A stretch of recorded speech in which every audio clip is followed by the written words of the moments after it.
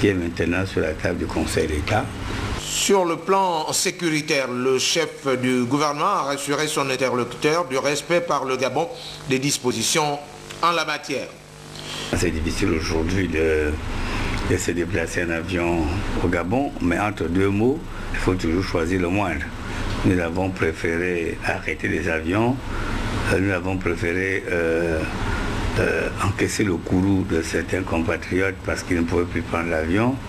Pour nous, c'est le moindre mal, parce que le plus grand mal, c'est de perdre des vies humaines. Parce que s'il y avait d'autres accidents mortels, Dieu merci, le dernier, il n'y a pas eu de perte en vie humaine. Tout le monde est sorti indemne, mais ce n'est pas tous les jours qu'on a cette chance. Alors il vaut mieux prévenir que guérir. Outre l'appréciation des efforts effectués ces derniers temps par le gouvernement gabonais en matière d'aviation civile, le directeur régional de l'OACI est venu proposer au gouvernement un plan d'action corrective suite à l'audit effectué dans le secteur il y a un mois. Et puis, retenez que le président de la Commission nationale du statut du conjoint survivant, le docteur Paulin Obamgoma, invite l'ensemble des membres de la dite commission nommée par le Conseil des ministres du 14 juillet 2011 à la première réunion qui se tiendra ce jeudi 28 juillet 2011 à la Cité de la démocratie à partir de 15 h. Compte tenu de l'importance de l'ordre du jour, la présence de tous est de rigueur. Parlons à présent de finances avec ce décaissement de 4 milliards de francs CFA par la Banque mondiale de la deuxième tranche du projet d'appui pour la gestion des ressources naturelles au Gabon. Eh bien, c'est une cérémonie de lancement des activités de la deuxième phase du dit programme a été organisée aujourd'hui à Libreville. On va voir tout cela avec les explications de Célestin Ngomobam sur des images d'Arnaud Mengue. Le lancement de la deuxième phase des activités du projet d'appui budgétaire de 4 milliards 800 millions de francs CFA pour la gestion des ressources naturelles a coïncidé avec la visite au Gabon du nouveau directeur des opérations à la Banque mondiale pour l'Afrique centrale. Gregor Binkert a, à cette occasion, précisé que les progrès réalisés dans le cadre de cette opération ces dernières années ont été considérables et constituent des fondations solides pour une gestion durable des ressources naturelles dans les domaines de la forêt, de l'environnement, de la pêche et des mines.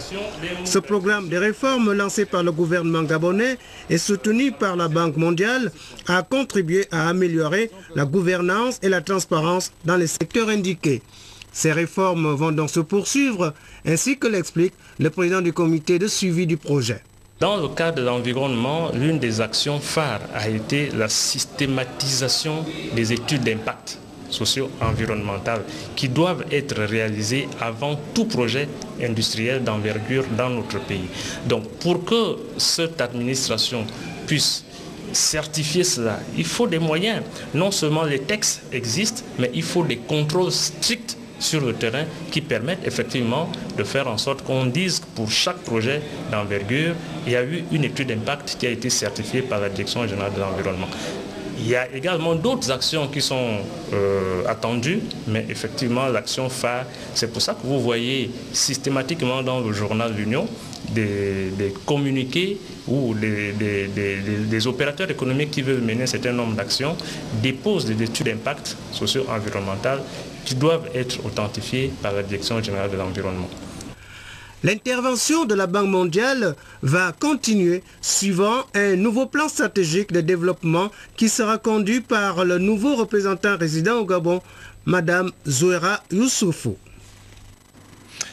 Voilà, le directeur général de l'environnement et de la protection de la nature convie donc toutes les ONG environnementales à l'atelier de sensibilisation sur les enjeux du nouveau code de l'environnement qui aura lieu ce mercredi 27 juillet 2011 à 9 h à l'auditorium de l'immeuble des eaux et forêts. Je reprends le directeur général de l'environnement et de la protection de la nature convie toutes les ONG environnementales à l'atelier de sensibilisation sur les enjeux du nouveau code de l'environnement qui aura lieu ce mercredi 27 juillet 2011 à 9 h à l'auditorium de l'immeuble des eaux et forêts.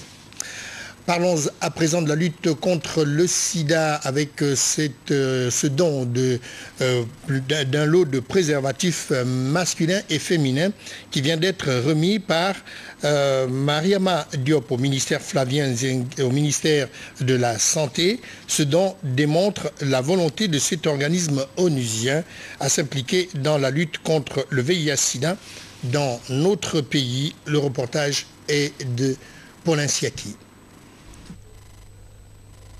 Composé de 4 millions de préservatifs masculins et 40 000 préservatifs féminins pour un montant d'environ 73 millions de francs CFA. Cette dotation a été remise au ministre de la Santé par le directeur général adjoint du Fonds des Nations Unies dans notre pays, Madame Mariama Diop. Pour la représentante de cette organisation onusienne, cette dotation s'inscrit dans le cadre de la lutte contre le VIH-Sida et les infections sexuellement transmissibles. Dans le domaine de la prévention du VIH-Sida, en plus de l'appui institutionnel, le Fonds des Nations Unies pour la population a appuyé l'élaboration des stratégies de marketing social de préservatifs et de communication pour le changement positif de comportement. Pour sa part, le ministre de la Santé a tenu à exprimer la satisfaction du gouvernement aux donateurs. Pour Flavien Nzengi-Nzundu, ce don qui arrive à point nommé va contribuer à appuyer les actions du gouvernement dans la lutte contre ce fléau. Ce geste, qui survient quelques jours après la journée mondiale de la population, montre une fois de plus l'intérêt que le Fonds des Nations Unies pour la population accorde à la santé de nos populations. Le ministre de la Santé était entouré pour la circonstance de son ministre délégué, Claudine Memvoula. La cérémonie a pris fin par la visite du magasin de stockage de ces préservatifs. Nous restons toujours dans la rubrique santé pour parler cette fois de la grève de la faim observée par notre compatriote Désiré Abba, peut-être un dénouement à l'heure où nous émettons. Eh bien, depuis d'ailleurs hier soir, ce compatriote a été admis dans un centre de santé pour y subir des soins intensifs. Alors, je vous invite donc à écouter la déclaration du secrétaire général du ministère de la Santé, en l'occurrence le docteur Désiré Lasségué, dans notre édition d'information. Le 14 juillet 2011, M. Abba Roland Désiré, 42 ans, a engagé une grève de la faim pour exiger, entre autres, le démantèlement de toutes les bases militaires françaises installées au Gabon, l'annulation de la dette extérieure du Gabon vis-à-vis de la France et la renégociation des accords de coopération entre la France et le Gabon. Suite à la dégradation de son état de santé, le gouvernement de la République, à travers le ministère de la Santé, des Affaires sociales, de la solidarité de la famille, a dépêché auprès de ce compatriote une équipe de médecins pour lui administrer, avec le concours des membres de sa famille, des soins visant à stabiliser son état de santé. Ces soins ont consisté à des séances quotidiennes de réhydratation et d'alimentation par voie intraveineuse, avec une supplémentation en vitamines et en sels minéraux. Constatant, malgré ces soins, la dégradation inquiétante de l'état de santé de M. Abba Roland Désiré, sa famille a entrepris des démarches en direction de l'ambassade de France et du gouvernement en vue de son évacuation d'urgence vers une structure hospitalière appropriée. Nous pouvons rester insensibles à cette requête. Le gouvernement a aussitôt pris des dispositions pour l'admission d'office le 25 juillet à 23 h et la prise en charge totale de M. Abba Roland Désiré en soins intensifs à la Fondation Jean Ebori de Libreville. Enfin, le gouvernement de la République salue le bon sens dont a fait montre notre compatriote et l'esprit de collaboration qui a prévalu tout au long de la période de grève observée par M. Abba Roland Désiré. Fait à Libreville le 25 juillet 2011, signé Flavien Nzengi-Nzundu. Je vous rappelle que le docteur Désiré Lasségué a été enregistré sur nos antennes. C'était hier soir. On reste toujours dans le domaine de la santé, mais cette fois la médecine traditionnelle. Dans le prix Sénarest, eh bien, Jacques-Boris Bell, un de nos compatriotes exerçant donc dans le domaine de la pharmacopée depuis plusieurs années, il vient donc contribuer et faire valoriser donc la médecine traditionnelle par la fabrication de type artisanal des phytomédicaments. Le reportage est de Marie-Josée Ndombi. Aux études sur la pharmacopée en valorisant la médecine traditionnelle, c'est l'objectif qui focalise l'attention de Jacques-Boris Bellé, ce tradit thérapeute doté d'un savoir reçu de son père il y a plus de 30 ans, qui a choisi de mettre sa connaissance au service des hommes. Pour fabriquer les médicaments, que ce soit les médicaments de pharmacopée ou de médecine traditionnelle, on va dans la forêt, on cueille la plante qu'on appelle le matériel végétal. Étape 2, on lave bien les plantes pour enlever les saletés, les microbes qui sont dessus, et on pile. On pile. Quand on pile, on tamise, on a la poudre, si c'est les écorces. Après avoir pilé, tamisé, on a la poudre fine, on fait maintenant la mise en bouteille. Donc cette poudre est mise dans un bocal. Le bocal là doit être bien propre, nettoyé, lavé, avant de donner aux patients. On peut aussi faire les macérations. Donc on amène la plante en forêt, on lave bien, on met dans une assiette, on verse de l'eau et on frotte la plante dans l'eau, on met dans le mortier et on pile. Ensuite on met de l'eau. On met de l'eau, donc ça c'est une macération. Et on frotte, et après on filtre et on met maintenant dans les bouteilles.